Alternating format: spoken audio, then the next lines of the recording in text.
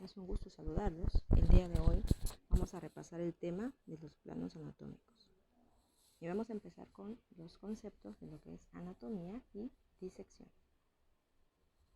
Anatomía tenemos que deriva de la palabra ana o ana a través y tomía de tomé o corte, que es la ciencia de las estructuras corporales y las relaciones entre ellas. Disección viene de dis separado y sección de sectio, corte.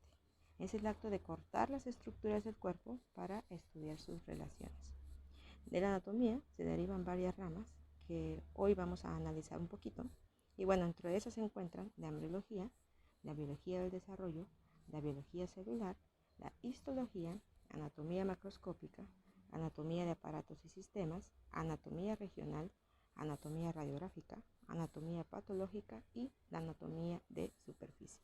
Como ven y recordamos, la anatomía se va a encargar de estudiar las estructuras, su composición y la relación que guardan entre ellas, a diferencia de la fisiología, que se va a encargar de estudiar la función de cada uno de estos órganos. Entonces, por eso de la anatomía se derivan las demás ramas que se van a encargar prácticamente de evaluar la estructura o el órgano como tal y la relación que tiene entre las demás partes. Siendo con los términos, vamos a recordar la posición anatómica normal. Esta se refiere a que en esta posición el sujeto se halla de pie frente al observador con la cabeza y los ojos mirando hacia adelante, como vemos en la imagen, en una posición erguida. Los pies están apoyados en el piso y dirigidos hacia adelante. En algunas biografías refieren que los pies pueden estar un poquito más juntos a través del talón, y en otras menciona que van a estar levemente separados, como vemos en la imagen. Y los miembros superiores van a estar a los costados, con las palmas de las manos hacia el frente. Esa es la posición anatómica normal. Y de esta posición anatómica se derivan dos, que es la posición en decúbito prono o ventral, que es cuando el paciente se encuentra boca abajo, y la posición de cúbito supino o dorsal, cuando éste está boca arriba.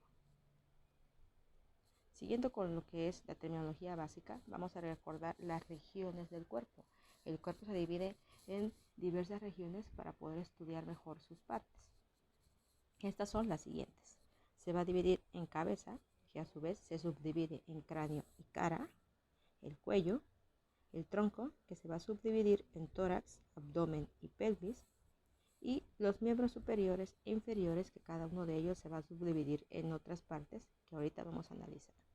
Entonces en la imagen podemos ver las regiones principales: cabeza, cuello, tronco y miembros superiores e inferiores.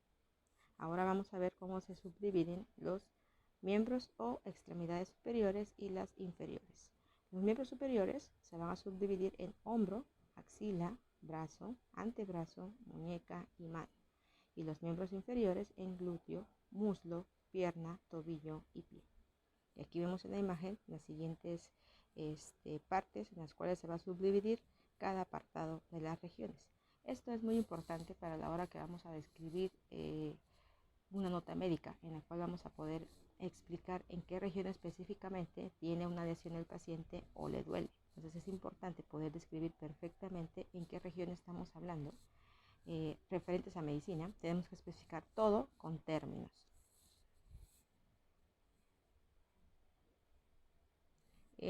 Aquí tenemos lo que son los términos direccionales. Estos significan que son palabras que describen la posición de una parte del cuerpo en relación con otra.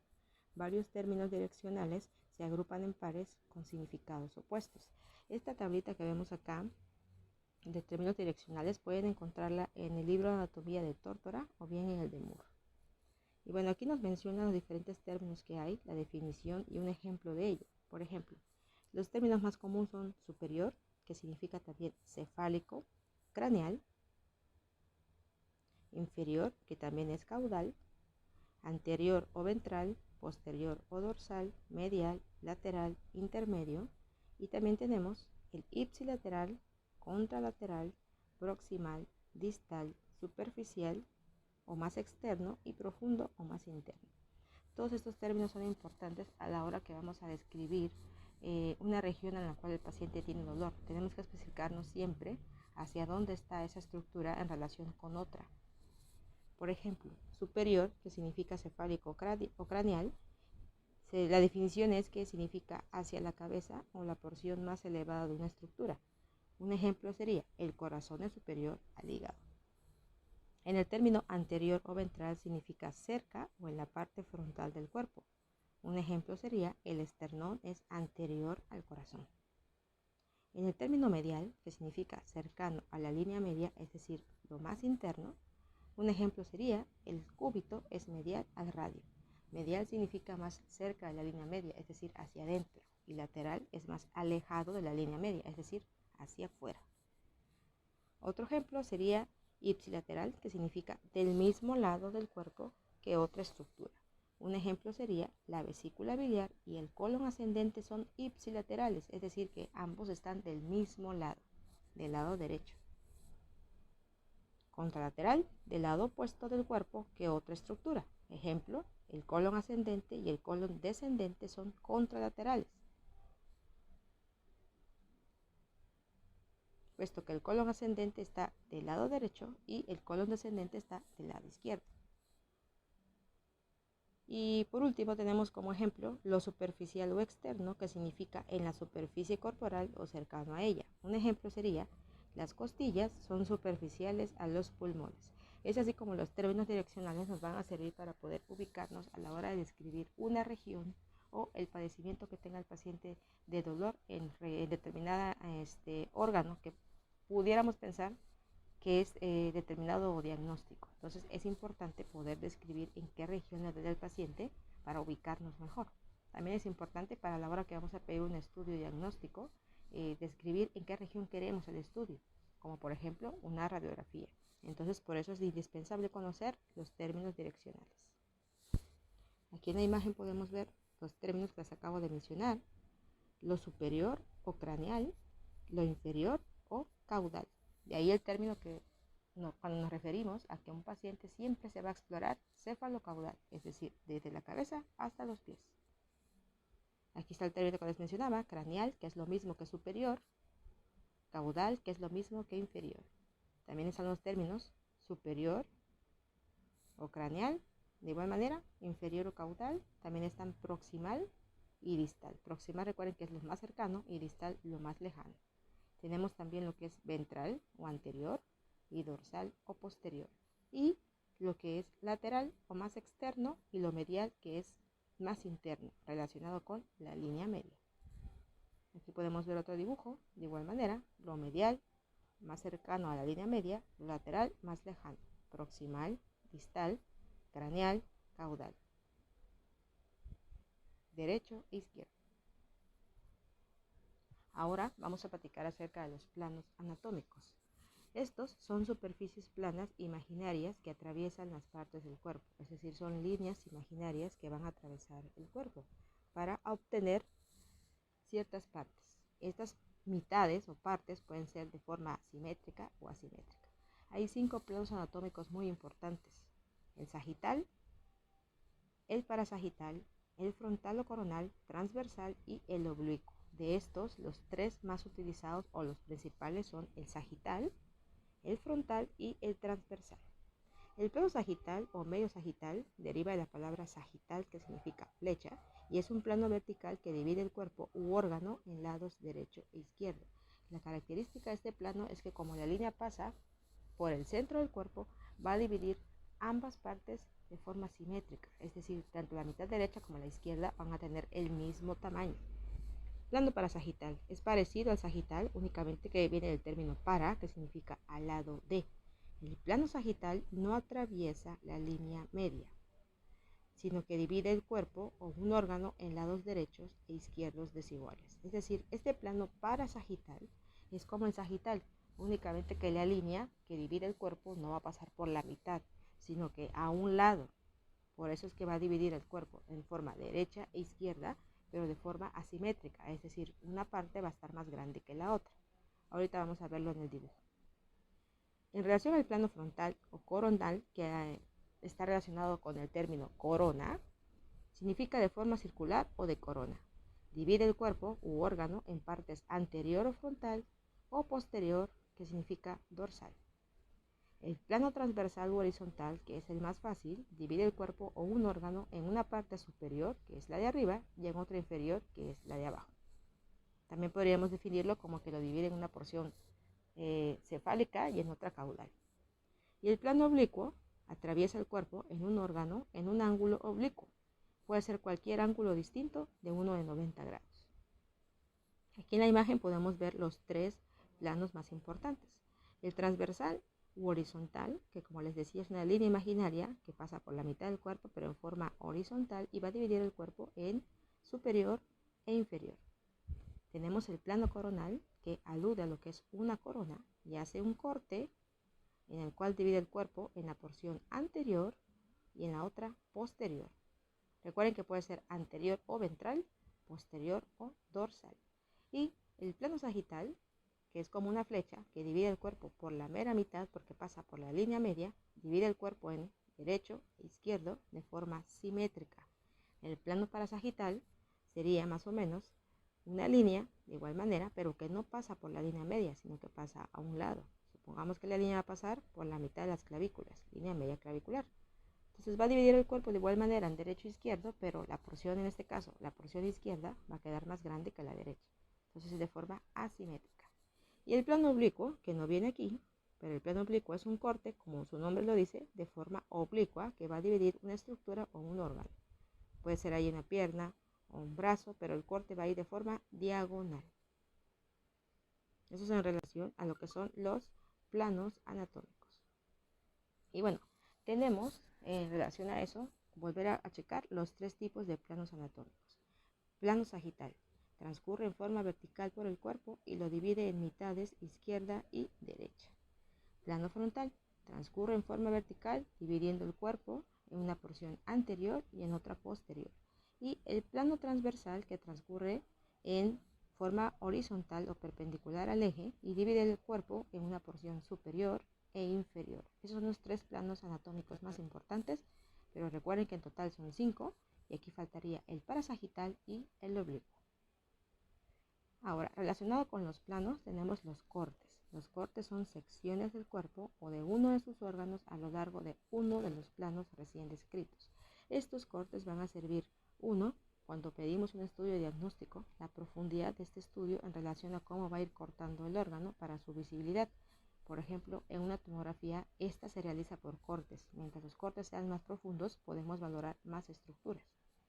Y también le sirve, por ejemplo, al médico histopatólogo para hacer una valoración o estudio en cierto órgano. Lo hace por medio de cortes para ir visualizando sus estructuras. Aquí tenemos el corte transversal, el corte frontal, que es de corona, y el corte medio sagital. Como ven, estos tipos de cortes están relacionados también con los planos anatómicos. Depende qué es lo que yo quiero ver en el órgano o en la región del cuerpo, en cuál voy a poder yo realizar el tipo de corte. Ahora vamos a hablar de las cavidades corporales. Estas son espacios dentro del cuerpo que protegen, separan y sostienen órganos internos, huesos, músculos, ligamentos y otras estructuras que separan las distintas cavidades corporales entre sí. Aquí tenemos la cavidad craneal, que alberga lo que es el cerebro, la cavidad espinal, que protege a la médula espinal, la cavidad torácica, donde encontramos corazón y pulmones, la cavidad abdominal y a su vez la pélvica, que están dentro del grupo de la cavidad abdominopélvica. Ahorita vamos a ir valorando cada una de ellas. La cavidad torácica, donde encontramos también la cavidad pericárdica y cavidad pleural, constituye una de las más importantes puesto que protegen al corazón y a los pulmones. La cavidad pericárdica es ese espacio lleno de líquido que va a rodear el corazón, es decir, el espacio que va a estar entre las tres capas que protegen el corazón. Sobre todo entre el espacio que va a quedar entre el pericardio, que es la última capa, la más externa, que rodea el corazón, y el espacio que está entre las pleuras, que son las, por decir así, unas láminas que envuelven a los pulmones. Ese espacio que está entre las pleuras se va a denominar espacio pleural. Estos espacios, tanto el pericárdico como el pleural, son virtuales, es decir, generalmente no logramos apreciarlos a menos que estén llenos de líquido. ¿Y cuándo se van a llenar de líquido? Bueno, en presencia, por ejemplo, de una hemorragia, en un paciente que tuvo un accidente automovilístico, tuvo un trauma torácico hay ruptura de vasos o fractura de costillas y esto provoca hemorragia, esa hemorragia puede irse al espacio pleural o al espacio pericárdico. En ambas situaciones va a impedir que tanto el corazón como los pulmones puedan contraerse o distenderse. En la cavidad torácica también se encuentra el mediastino. Este mediastino en él se encuentra entre los pulmones y se extiende desde el esternón hasta la columna vertebral y desde la primera costilla hasta lo que es el diafragma. A su vez, el diafragma es el músculo con forma de cúpula que separa la cavidad torácica de la abdominopélvica. Y también recordemos que el diafragma es el músculo principal de la ventilación. Dentro del mediastino también encontramos al corazón, que específicamente se encuentra en el mediastino medio. También tenemos al esófago, a la tráquea, al timo y a los grandes vasos sanguíneos como la aorta, vena cava superior, vena cava inferior, arterias pulmonares, etc. Dentro de la cavidad abdominopélvica, recuerden que se va a dividir en cavidad abdominal y cavidad pélvica. La cavidad abdominal deriva de la palabra abdomen, que significa vientre. Contiene el estómago, el vaso, hígado, vesícula biliar, intestino delgado y la mayor parte del intestino grueso. Y la cavidad pélvica contiene a la pelvis, la cual significa vasija o lebrilla. Esta contiene a la vejiga, partes del intestino grueso y los órganos del sistema reproductor, por lo cual también es una cavidad muy importante. Por último, vamos a evaluar las regiones del abdomen para poder describir, en el caso de que el paciente presente dolor abdominal, describir en qué región le duele el paciente y qué órgano pudiera estar afectado dependiendo de la región en la cual él refiere la molestia. Tenemos que el abdomen se va a dividir en nonantes o regiones y en cuadrantes. Son 9 regiones abdominales y 4 cuadrantes. En relación a las regiones o nonantes, estos se van a dividir mediante 5 líneas. La primera línea, que se llama horizontal superior o también llamada subcostal, se traza inmediatamente por debajo de la parrilla costal a través de la porción inferior del estómago. Aquí vemos esa línea que es subcostal, que es esta de aquí, y alude a que está por debajo de las costillas. La segunda línea, que es la horizontal inferior o también llamada transtubercular, se traza justo por debajo de la parte superior de los huesos de la cadera. Y aquí podemos ver esa línea. Posteriormente tenemos las líneas medioclaviculares, que son 2, y estas se trazan 2 líneas verticales, tanto derecha como izquierda, a través del punto medio de cada clavícula, inmediatamente mediales a los pezones. Y aquí podemos ver esas líneas. Aquí tenemos una, y aquí tenemos la segunda, líneas medioclaviculares. Entonces en total serían 4 líneas. Estas 4 líneas van a formar los 9 nonantes o 9 regiones, los cuales de derecha a izquierda son hipocondrio derecho, epigastrio, hipocondrio izquierdo, flanco derecho, mesogastrio, flanco izquierdo, fosa ilíaca derecha, hipogastrio y fosa ilíaca izquierda. Entonces, para formar las 9 regiones del abdomen necesitamos trazar 4 líneas. Línea horizontal superior o subcostal, línea horizontal inferior o transtubercular y 2 líneas medioclaviculares, la línea medioclavicular derecha y la línea medioclavicular izquierda. Esto es importante porque de acuerdo a las regiones podemos dar el diagnóstico probable de un paciente. Supongamos que alguien llega con dolor abdominal y refiere que el dolor es en fosa ilíaca derecha y aparte tiene fiebre o vómito, podríamos pensar que este paciente pudiera estar cursando un cuadro de probable apendicitis. O bien, si el paciente llega con dolor en epigastrio, que se irradia a hipocondrio derecho y aparte tiene náuseas, y el dolor se incrementa posterior a la ingesta de colecistoquinéticos como derivados de leche, aguacate, podríamos estar pensando que este paciente tiene una colecistitis. Entonces, por eso es importante la región del abdomen para poder dar un pronóstico, un diagnóstico más bien, de lo que está cursando el paciente, relacionado con la región y los órganos que se encuentran ubicados en esa región. Y en relación a los cuadrantes, pues como ya dijimos, son 4.